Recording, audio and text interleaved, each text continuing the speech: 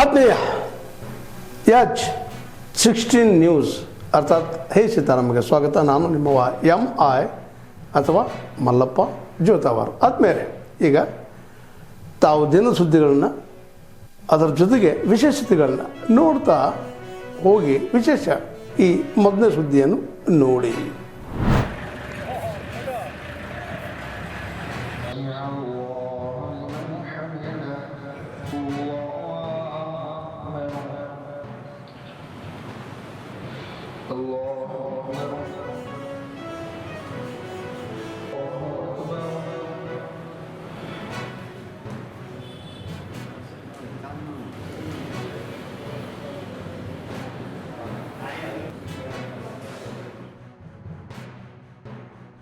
ಪ್ರಯತ್ನ ಮಾಡ್ತೀವಿ ಎಲ್ಲರಿಗೂ ಒಳ್ಳೇದಾಗಲಿ ಅಂತ. ಎಲ್ಲ ಮತಗೂ ನಮಗೊಬ್ಬರಿಗೆ ಅಂತ ಅಲ್ಲ, ನಮ್ಮ ಇದಕ್ಕಿಂತ ಅಲ್ಲ, ಎಲ್ಲ ಮತ ಚೆನ್ನಾಗಿರಬೇಕು, ಎಲ್ಲ ಒಂದೇ ಆಗಿರಬೇಕು, ದೇವ್ರ ಭಕ್ತರು ಎಲ್ಲ ಅನ್ನೋ ಉದಾಹರಣೆಯಿಂದ ಎಲ್ಲ ಎಲ್ಲಿ ಪ್ರಾರ್ಥನೆ ಮಾಡ್ತೀವಿ. ಪ್ರಾರ್ಥನೆ ಮಾಡಿಬಿಟ್ಟು ಬಂದು ತಿರ್ಗಿ ಮಸೀದಿಲಿ 1:30 ಗಂಟೆಗೆ ಇಲ್ಲಿ ನಮಾಜ್ ಆಗ್ತದೆ.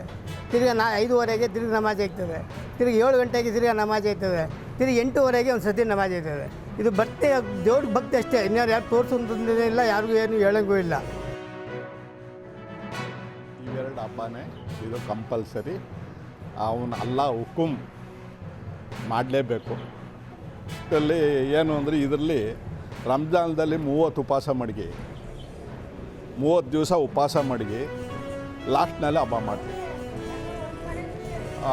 ಆಮೇಲೆ ಇದರಲ್ಲಿ ಬಕ್ರೀದ್ನಲ್ಲಿ ಏನು ಅಂದರೆ ಮರಿ ಕೂದು ದಾನ ಮಾಡಬೇಕು ಅಂತ ಇದರಲ್ಲಿ ಬಂದೈತೆ. ಇದರಲ್ಲಿ ದಾನ ಇಷ್ಟೇ.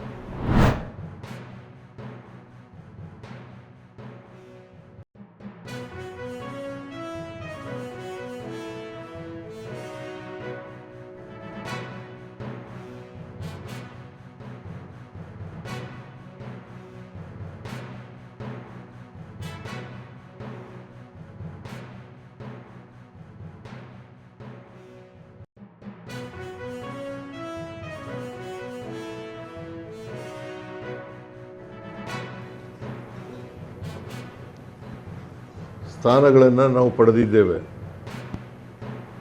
ಜೊತೆಯಲ್ಲಿ ಇಬ್ಬರು ಇಂಡಿಪೆಂಡೆನ್ಸು ಕೂಡ ನಮ್ಮ ಸರ್ಕಾರಕ್ಕೆ ಬೆಂಬಲವನ್ನು ವ್ಯಕ್ತ ಮಾಡಿದ್ದಾರೆ. ಅದರಿಂದ ನಾವು ಸಂಪೂರ್ಣ ಬಹುಮತದಲ್ಲಿದ್ದೇವೆ. ಅದರಿಂದ ಮುಂದಿನ ಮುಖ್ಯಮಂತ್ರಿಗೆ ಅವಕಾಶ ಮಾಡಿಕೊಡಬೇಕಾಗಿರ್ತಕ್ಕಂಥದ್ದು ಸಂವಿಧಾನಬದ್ಧವಾಗಿದೆ ಅಂತಕ್ಕಂಥ ಮಾತುಗಳನ್ನು ಈ ಸಂದರ್ಭದಲ್ಲಿ ಹೇಳಲಿಕ್ಕೆ ಬಯಸ್ತಾ ಇದ್ದೇನೆ. ಕರ್ನಾಟಕದ ಮೇರು ನಟ ರಾಜ್ಕುಮಾರ್ ಅವರು ಅಭಿಮಾನಿ ದೇವರು ಅಂತ ಕರೀತಾ ಇದ್ದರು. ನಾನು ರಾಜಕಾರಣಿ, ನಾನು ಸಂವಿಧಾನನೇ ನಮ್ಮ ಧರ್ಮ ಅಂತ ತಿಳ್ಕೊಂಡಿರ್ತಕ್ಕಂಥವನು. ಮತದಾರರೇ ನಮ್ಮ ಅಭಿಮಾನಿ ದೇವರು. ಕನ್ನಡ ನಾಡಿನ ಕರ್ನಾಟಕದ 7 ಕೋಟಿ ಜನಸಂಖ್ಯೆ ಸೇವೆ ಮಾಡ್ತಕ್ಕಂಥ ಅವಕಾಶ ನನಗೆ ಸಿಕ್ಕಿತ್ತು. 2 ಬಾರಿ ಮುಖ್ಯಮಂತ್ರಿ ಆಗ್ತಕ್ಕಂಥ ಅವಕಾಶ ಸಿಕ್ಕಿತ್ತು. 2 ಬಾರಿ ವಿರೋಧ ಪಕ್ಷದ ನಾಯಕನಾಗ್ತಕ್ಕಂಥ ಅವಕಾಶ ಸಿಕ್ಕಿತ್ತು. ಈ ಅವಕಾಶವನ್ನು ಒದಗಿಸ್ಕೊಟ್ಟಂತ ಸೋನಿಯಾ ಗಾಂಧಿಯವರಿಗೆ, ರಾಹುಲ್ ಗಾಂಧಿಯವರಿಗೆ, ನಮ್ಮ ಅಧ್ಯಕ್ಷರಾದಂಥ ಮಲ್ಲಿಕಾರ್ಜುನ ಖರ್ಗೆ ಅವರಿಗೆ ಈ ಸಂದರ್ಭದಲ್ಲಿ ಅಪಾರವಾದಂಥ ಧನ್ಯವಾದಗಳನ್ನು ಅವರಿಗೆ ತಿಳಿಸ್ತಕ್ಕಂಥ ಕೆಲಸವನ್ನು ಮಾಡ್ತೇನೆ. ನಾನು ಕಾಂಗ್ರೆಸ್ ಸೇರಿದ್ದು 2006. 2006ರಿಂದ ಕಾಂಗ್ರೆಸ್ಸಿನ ಕಾರ್ಯಕರ್ತರು, ಎಲ್ಲ ಕಾಂಗ್ರೆಸ್ಸಿನ ಮುಖಂಡರುಗಳು, ಶಾಸಕರು, ಲೋಕಸಭಾ ಮತ್ತು ರಾಜ್ಯಸಭಾ ಸದಸ್ಯರು ನನಗೆ ಪ್ರೀತಿಯನ್ನು ತೋರಿಸಿದ್ದಾರೆ, ಅವಕಾಶವನ್ನು ಕಲ್ಪಿಸಿಕೊಟ್ಟಿದ್ದಾರೆ. ಅವರೆಲ್ಲರಿಗೂ ಕೂಡ ಈ ಸಂದರ್ಭದಲ್ಲಿ ಧನ್ಯವಾದಗಳನ್ನು ಹೇಳಲಿಕ್ಕೆ ಬಯಸ್ತಾ ಇದ್ದೇನೆ. ಪ್ರತಿಯೊಬ್ಬ ಮನುಷ್ಯನಿಗೂ ಕೂಡ, ಸಮಾಜದಲ್ಲಿರ್ತಕ್ಕಂಥ ಪ್ರತಿಯೊಬ್ಬ ಮನುಷ್ಯನಿಗೂ ಕೂಡ, ಕಟ್ಟಕಡೆಯ ಮನುಷ್ಯನಿಗೂ ಕೂಡ ಬದುಕಿನ ಪ್ರಾಥಮಿಕ ಆದ್ಯತೆಗಳಾದ ಅನ್ನ, ಆರೋಗ್ಯ, ಶಿಕ್ಷಣ, ವಸತಿ, ಉದ್ಯೋಗ ಲಭಿಸಬೇಕು ಅನ್ನೋದ್ರಲ್ಲಿ ನಂಬಿಕೆ ಇದೆ.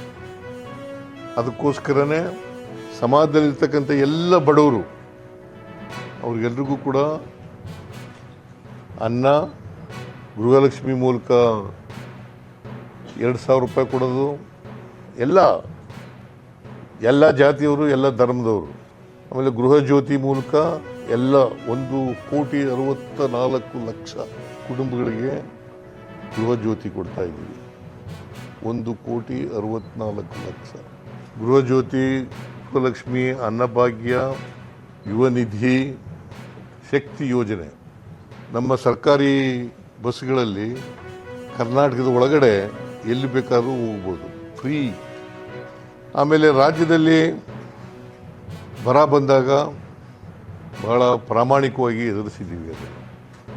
ಈ ನೆಲದ ನೆಲ, ಭಾಷೆ ಮತ್ತು ನೀರು, ಜಲ, ನೆಲ, ಭಾಷೆ, ಇದರಲ್ಲಿ ಯಾವತ್ತೂ ಕೂಡ ರಾಜಿ ಆಗಿಲ್ಲ, ಬಿಟ್ಕೊಡ್ತಕ್ಕಂಥ ಪ್ರಶ್ನೆನೇ ಇಲ್ಲ.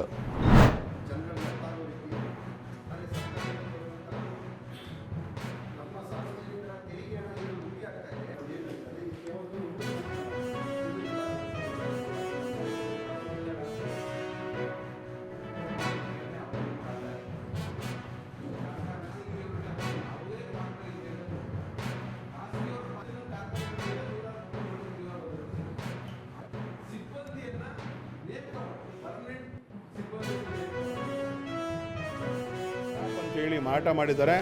ಇದಕ್ಕೆ ಯಾವುದೇ ಥರದ ಒಂದು ನಿಯಮಬದ್ಧವಾಗಿರ್ತಕ್ಕಂಥ ಟೆಂಡರ್ ಪ್ರಕ್ರಿಯೆ ನಡೆಸಿಲ್ಲ. ಯಾವುದೇ ಒಂದು ವೈಜ್ಞಾನಿಕವಾಗಿರ್ತಕ್ಕಂಥ ಮೌಲ್ಯವನ್ನು ಅಸೆಸ್ ಮಾಡಿಲ್ಲ. ಇದಕ್ಕಾಗಿ ಕೇಂದ್ರ ಸರ್ಕಾರ ಒಂದು ಏಜೆನ್ಸಿ ಇದೆ, ಆ ಏಜೆನ್ಸಿ ಮೂಲಕ ವೈಜ್ಞಾನಿಕವಾಗಿ ಅಸೆಸ್ ಮಾಡಬೇಕಿತ್ತು, ಮಾಡಿಲ್ಲ. ತರಾತುರಿನಲ್ಲಿ ರಾತ್ರೋರಾತ್ರಿ ಇವತ್ತು ಆ ಇಡೀ ಎಲ್ಲ ಮಿಲ್ ವಸ್ತುಗಳನ್ನು ಮಾರಾಟ ಮಾಡಿದ್ದಾರೆ. ಸುಮಾರು 10 ಕೋಟಿ ರೂಪಾಯಿಷ್ಟು ಬೆಲೆ ಬಾಳ್ಬೋದು ಅಂತೇಳಿ ಒಂದು ಅಂದಾಜಿದೆ. ಆ ವಸ್ತುಗಳನ್ನ ಕೇವಲ 4,05,000 ಮಾರಾಟ ಮಾಡಿದ್ದಾರೆ. ಇಲ್ಲೇ ನೇರವಾಗಿ ಸರ್ಕಾರಕ್ಕೆ ನಷ್ಟವನ್ನು ಉಂಟು ಮಾಡ್ತಿದ್ದಾರೆ. ಹಾಗಾಗಿ ಅವೆಲ್ಲವನ್ನು ಇವತ್ತು ಗಮನಿಸಿ ಬಂದು ಈ ಚರ್ಚೆಯನ್ನು ಮಾಡ್ತಿದ್ವಿ. ಸರ್ಕಾರ ಆಗೋದು ಮುಚ್ಚಬೇಕು ಅಂತ ಒಂದು ಪ್ರಯತ್ನ ಪಡ್ತಾ ಇದ್ದಾರೆ. ಅದರ ಒಂದು ಸಭೆಯಲ್ಲಿ ಇವತ್ತಿನ ಎಲ್ಲ ನಮ್ಮ ನಾಯಕರು, ಅಂದರೆ ರೈತರ ಪಕ್ಷ ನಾಯಕರು, ಹೋರಾಟಗಾರ ನಾಯಕರು ಒಂದು ಸಭೆಯನ್ನು ಮಾಡಿದರು ಮಂಡ್ಯದಲ್ಲಿ. ಅದು ನಮಗೂ ಕರೆಯನ್ನು ಕೊಟ್ಟಿದ್ದರು. ಸೊ ಹಾಗಾಗಿ ಈ ಸಭೆಗೆ ನಾವು ಭಾಗವಹಿಸಿದ್ದೀವಿ. ಏನು ನಮ್ಮ ಮುಖಂಡರೆಲ್ಲ ನಿರ್ಧಾರ ತಗೊತಾರೋ ಅದ್ರ ಪರವಾಗಿ ನಮ್ಮ ಪಕ್ಷನೂ ಅವ್ರಿಗೆ ಬೆಂಬಲವಾಗಿ ನಿಂತ್ಕೊಂಡು ರೈತರಿಗೆ ಒಂದು ನ್ಯಾಯ ಕೊಡಿಸುವಂಥ ಒಂದು ಮೂಲಕದಲ್ಲಿ ಓಡಾಡೋ ಶಕ್ತಿಯನ್ನು ಮಾಡ್ತೀವಿ. ಇವತ್ತು ಏನು ಕಬ್ಬು ಕಟಾವಿಗೆ ಇವತ್ತು ಏನು 4.5 ಲಕ್ಷ ಕಬ್ಬನ್ನ ಅರಿತೀವಿ ಅಂತೇಳಿ ಏನು ಒಂದೇ ಸಲ 800 ಚಿಲ್ಲರೆ ಅಮೌಂಟ್ನ ಒಂದು ಟನ್ಗೆ ನಿಗದಿ ಮಾಡಿ ಕೊಡ್ತಾರೆ ಅಂತ ಅಂದರೆ, ಫ್ಯಾಕ್ಟ್ರಿ ಏನಾರ 1-1.5 ಲಕ್ಷ 2 ಲಕ್ಷ ಕಬ್ಬು ಬರೆದು ನಿಲ್ಲಿಸ್ತು ಅಂದರೆ ಇನ್ನು 2.5 ಲಕ್ಷ ಕಬ್ಬು ಅರಿವಿಕೆ ಹಣ ಯಾರಿಗೂ ಹೋಗ್ತದೆ? ಇದೆಲ್ಲ ಬಹುಪಾಲು ಯಾರಿಗೂ ಹೋಗ್ತಾ ಇದೆ? ಇದ್ರ ಹಿನ್ನೆಲೆ ಯಾರಿದ್ದಾರೆ, ಯಾವ ಅಧಿಕಾರಿಗಳಿದ್ದಾರೆ, ಯಾವ ಜನಪ್ರತಿನಿಧಿಗಳಿದ್ದಾರೆ? ಹಾಗಾಗಿ ಇವತ್ತು ಇದನ್ನು ಮೈ ಶುಗರ್ ಉಳಿಗಾಗಿ ಇವತ್ತು ಮಂಡ್ಯ ಜಿಲ್ಲೆಯ ಎಲ್ಲ ಪ್ರಗತಿಪರರು ಯೋಚನೆ ಮಾಡುವಂಥ ಸನ್ನಿವೇಶ. ಮಂಡ್ಯ ಜಿಲ್ಲೆಯಲ್ಲಿ ಜನಗಳ ಇವತ್ತು ಕಬ್ಬು ಬೆಳೆಗಾರರ ಜೀವನ ನಡೀತಾ ಇದೆ ಅಂದರೆ ಇವತ್ತು ನಮ್ಮ ಫ್ಯಾಕ್ಟ್ರಿನೇ ಕಾರಣ. ಹಾಗಾಗಿ ಇವತ್ತೇನು ಸರ್ವ ಪಕ್ಷಗಳ ಜನಪ್ರತಿನಿಧಿಗಳು, ಇಲ್ಲಿ ಯಾವುದೋ ಒಂದು ಪಕ್ಷ ಅಂತಲ್ಲ, ಸರ್ವ ಪಕ್ಷದ ಜನಪ್ರತಿನಿಧಿಗಳು ಒಂದು ಸಭೆಯನ್ನು ಕರೆದು ಜನರ ಮುಂದೆ ಇಡಬೇಕು. ಅವ್ರು ಏನು ಸರ್ಕಾರದ ಹಣ ಕೊಡ್ತಾ ಇದ್ದಾರೆ, ನಮ್ಗಳಿಗೆ ಯಾಕೆ ಅದನ್ನು ಮಾಹಿತಿಗಳನ್ನ ಕೊಡ್ತಾ ಇಲ್ಲ. ಮತ್ತು ಇದನ್ನು ಶುಗರ್ ಫ್ಯಾಕ್ಟ್ರಿನ ವಿಚಾರವಾಗಿ ಬೇರೆ ಎಲ್ಲ ವಿಚಾರಗಳಿಗೂ ಬೆಳಗ್ಗೆ ಎದ್ದು ಸಂಜೆವರೆಗೂ ಮಾಧ್ಯಮವೂ ಸೇರಿಸಿ ಇವತ್ತು ಬೇರೆ ವಿಚಾರಗಳನ್ನ ಎಳೆಯುವಾಗ ನಮ್ಮ ಅನ್ನ ತಿಂತಕ್ಕಂಥ ಈ ಶುಗರ್ ಫ್ಯಾಕ್ಟ್ರಿ ಬಗ್ಗೆ ಯಾಕೆ ಮಾತನಾಡ್ತಾ ಇಲ್ಲ ಅಂತ ನಮ್ಗೆ ಗೊತ್ತಾಗ್ತಾ ಇಲ್ಲ.